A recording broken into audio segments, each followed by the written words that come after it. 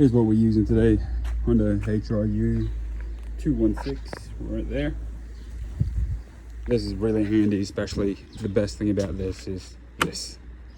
You can literally push it up the hill without the engine running. The beautiful thing about this is that you can push this up a hill without the blades running.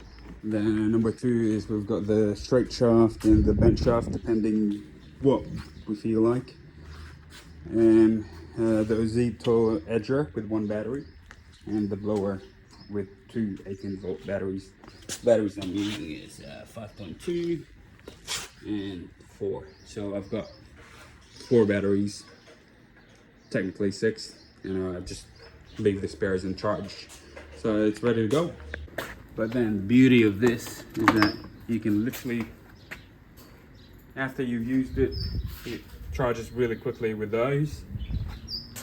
And then you put it on the kid's bike and it powers it. And the same for that one as well. So there you go.